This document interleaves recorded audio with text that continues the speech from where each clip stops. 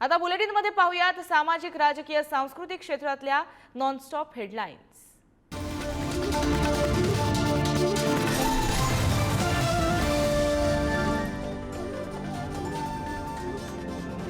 सरकारच्या 4 पिढ्या आल्या तरी मराठ्यांना ओबीसी मधून आरक्षण देणं अशक्य, विरोधी पक्षनेते विजय वडेट्टीवारांचं वक्तव्य। मनोज जरांगेंची प्रकृती सुधारल्यानं आज रुग्णालयातून डिस्चार्ज मिळणार। उपोषणानंतर त्यांची प्रकृती खालावल्यानं त्यांच्यावर छत्रपती संभाजीनगरमधील रुग्णालयात सुरू होते उपचार। मराठा समाजाला आरक्षण देणं ही आमची कमिटमेंट, सरकार त्यासाठी कटिबद्ध असल्याचं उपमुख्यमंत्री देवेंद्र फडणवीसांचं वक्तव्य।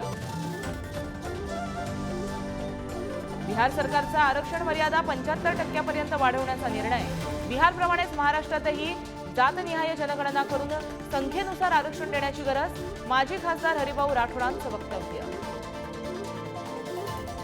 आम्ही सदैव मराठा समाज बांधवांसोबत, वंचितचे युवा नेते सुजात आंबेडकरांचं वक्तव्य। तर मराठा समाजाला आरक्षण मिळावं हीच आमची भूमिका असल्याचंही स्पष्ट। कुणबी नोंदीचे पुरावे आता एका क्लिकवर, त्यामुळे संभाजीनगर जिल्ह्यातील कुणबी प्रमाणपत्र घेण्याची प्रक्रिया अधिक सुलभ। जिल्हाधिकारी कार्यालयाच्या संकेतस्थळावर या संदर्भातील माहिती मिळणार। नाशिकच्या मालेगाव तालुक्यात 46 प्रकारच्या अभिलेखातून कुणबी नोंदीचा शोध घेणं सुरू। विभागातील आतापर्यंत 1,08,997 नोंदींची तपासणी, यामध्ये 4,352 कुणबी नोंदी सापडल्याची ही माहिती। राष्ट्रवादी काँग्रेस पक्षावर आणि चिन्हावर ताबा मिळवण्यासाठी अजित पवार गटाकडून खोटी कागदपत्र सादर। झोमॅटो, बॉय सेल्समन अशी पदं पक्षात दाखवली। शरद पवार गटाच्या निवडणूक आयोगासमोर खळबळजनक दावा।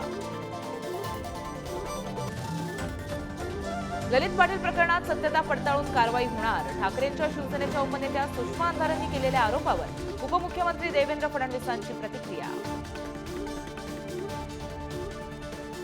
मुंबईतील वरळी बांद्रा सी लिंकवरील टोल प्लाझाजवळ 6 वाहनं एकमेकांना धडकली। अपघातात 3 जणांचा मृत्यू तर 6 जणांचा जखमी। मुख्यमंत्री शिंदेंच्या आढावा बैठकीनंतर वायू प्रदूषण रोखण्यासाठी प्रशासनाकडून उपाययोजना। पालिकेच्या टीमकडून बांधकाम साईटची पाहणी सुरू।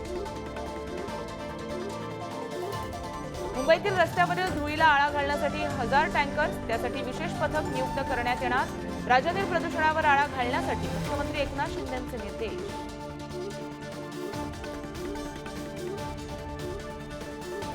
राज्य परिवहन महामंडळातील अधिकारी आणि कर्मचाऱ्यांना दिवाळीनिमित्त सरसकट 6,000 रुपये सानुग्रह अनुदान देण्याचा निर्णय।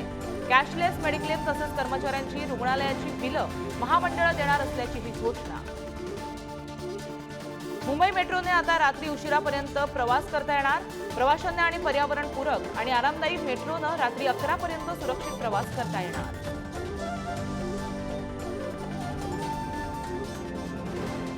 राज्यात 12 आणि 15 नोव्हेंबर या कालावधीत दिवाळी सण। सरकारी कर्मचाऱ्यांना 13 नोव्हेंबर रोजी विशेष रजा मंजूर करण्याची मध्यवर्ती महासंघाची मागणी।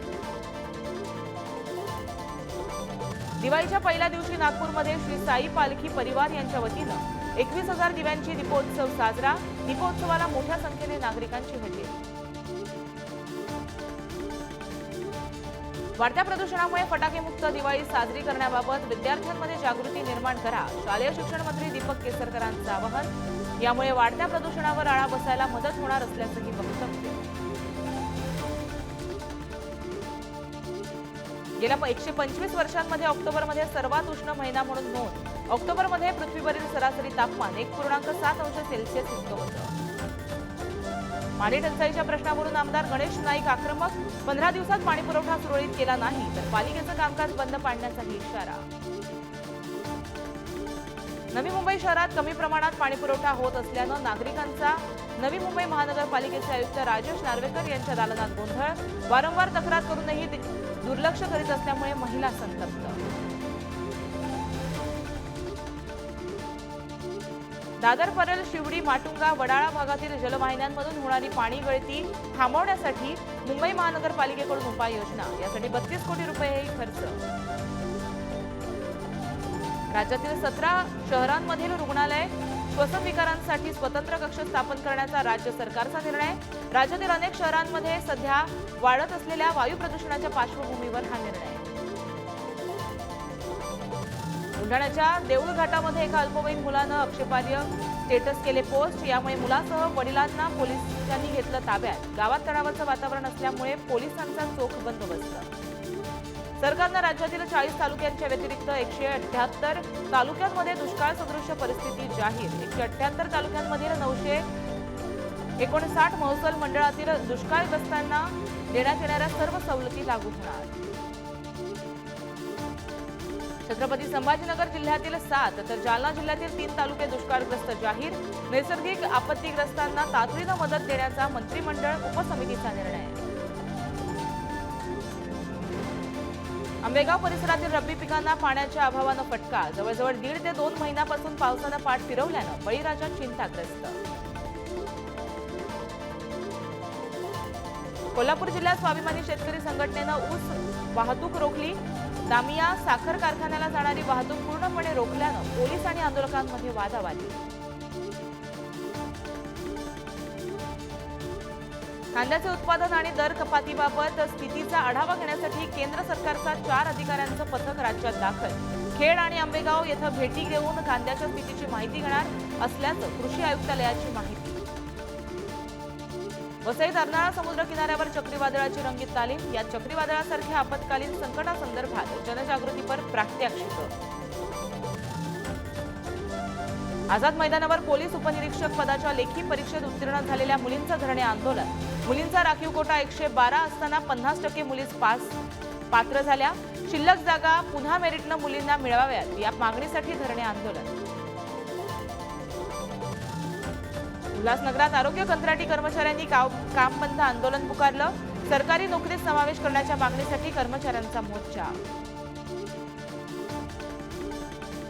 कोल्हापुरातील जिल्हाधिकारी कार्यालयासमोर कंत्राटी एसटी कर्मचाऱ्यांनी विविध मागण्यांसाठी उपोषण केलंय। जर मागण्या मान्य होत नाही तोवर उपोषण सोडणार नाही असा इशारा एसटी कर्मचाऱ्यांनी दिलाय। बदलापूरच्या सागर इन्व्हेस्टमेंट कंपनीत अनेक लोकांनी गुंतवलेले पैसे बुडालेत। मात्र या विरोधात प्रशासन कोणतीही कारवाई करत नसल्यामुळे गुंतवणूकदार संतप्त झाले आहेत। मावळ आश्रमशाळेतील प्रांगणात 350 फूट भव्य दिव्य रायगड किल्ल्याची प्रतिकृती। 436 विद्यार्थ्यांचा सहभाग। परकीय गुंतवणूकदारांकडून होत असलेली सतत विक्री आणि जागतिक बाजारातील संमिश्र संकेतामुळे भारतातील बाजारात घसरण। रिअल्टी ऑटो निर्देशांकात प्रत्येकी 1% वाढ तर ऑइल गॅस आयटी निर्देशांक 0.5% घसरला। आज पुण्यातील फुलगावमध्ये महाराष्ट्र केसरीचा अंतिम सामना। माती विभागात सिकंदर शेख आणि संदीप मोटेमध्ये लढत तर मॅट विभागात हर्षद कोकाटे विरुद्ध शिवराज राक्षे भिडणार। पुण्यातील अनेक भागात अतिक्रमण करून फटाके विक्रेत्यांची दुकानं। त्यांना पोलिसांचा अतिक्रमण विरोधी पथकाकडून पैशांची मागणी होत असल्याचा मनसे नेते वसंत मोरेंचा आरोप। देशातील मोठ्या शहरात घरांच्या भाड्यांमध्ये मोठी वाढ। मुंबईच्या चेंबूरमधील सदनिकांसाठी सर्वाधिक 58,000 भाडं। मुंबई शहरातील अनेक रस्त्यांची कामं करण्यासाठी वेळ काढून धोरण अवलंबलेल्या कंत्राटदाराला 52 कोटी रुपयांचा दंड। रखडलेली कामं पूर्ण करण्यासाठी महापालिका लवकरच निविदा काढणार असल्याची माहिती। वर्ध्यातील दरोडा येथील टोल नाक्यावर वाहनधारकांना विविध अडचणी। टोल नाक्यावरील कर्मचाऱ्यांकडून उद्धट वागणूक। राष्ट्रवादीकडून आक्रमक पवित्रा। पुण्याच्या दौंड तालुक्यातील बाजारपेठ दिवाळीनिमित्त विविध वस्तूंनी सजली। दिवाळीसाठी लागणारे रंगीबेरंगी आकाश कंदील, मातीच्या पणत्यांसह आकर्षक फुलांच्या माळा अशा अनेक वस्तू बाजारपेठेमध्ये उपलब्ध। खरेदीसाठी बाजारपेठेत नागरिकांची मोठी गर्दी। रत्नागिरी जिल्ह्यात वसुबारस सण उत्साहपूर्ण वातावरणात साजरा। वसुबारस निमित्त गोसेवा संघाचं व्याख्यानाचं आयोजन। यामध्ये विविध विषयांवरही मार्गदर्शन। कल्याणमधील शिवकालीन किल्ले दुर्गाडीच्या जागेवर बनावट कंत्राट आणि कागदपत्रांद्वारे दावा केल्याचा प्रकार उघडकीस। बनावट कागदपत्र बनवणाऱ्या एकाला पोलिसांनी केली अटक।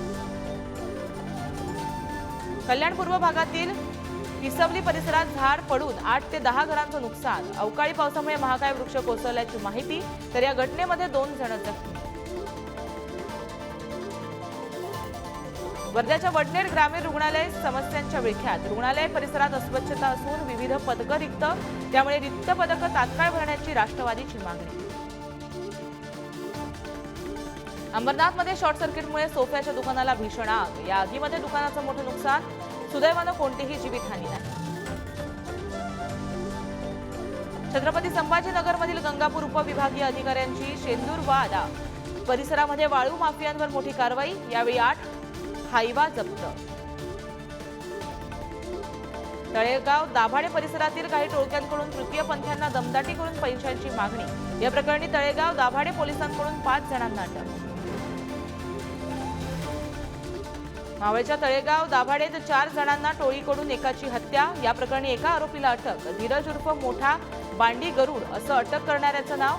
ही घटना किरकोळ वादातून झाल्याचं तपासातून उघडलं.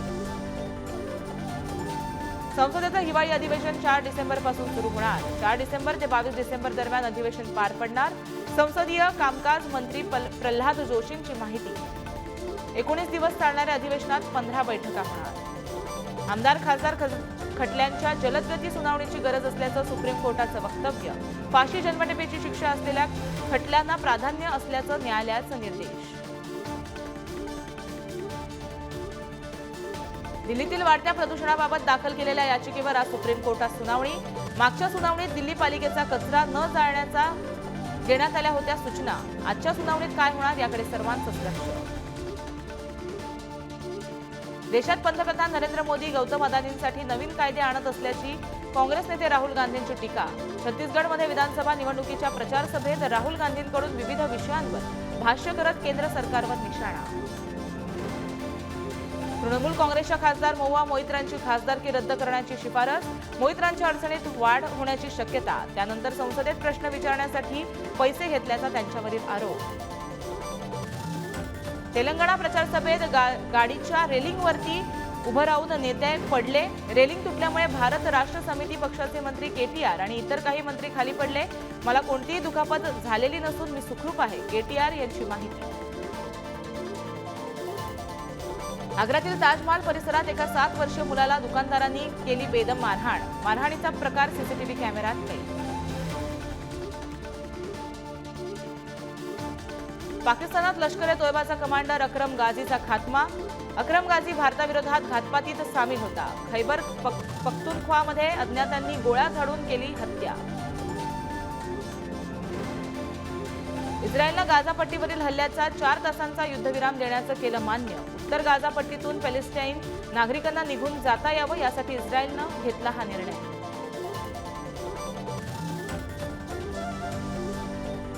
Thank you.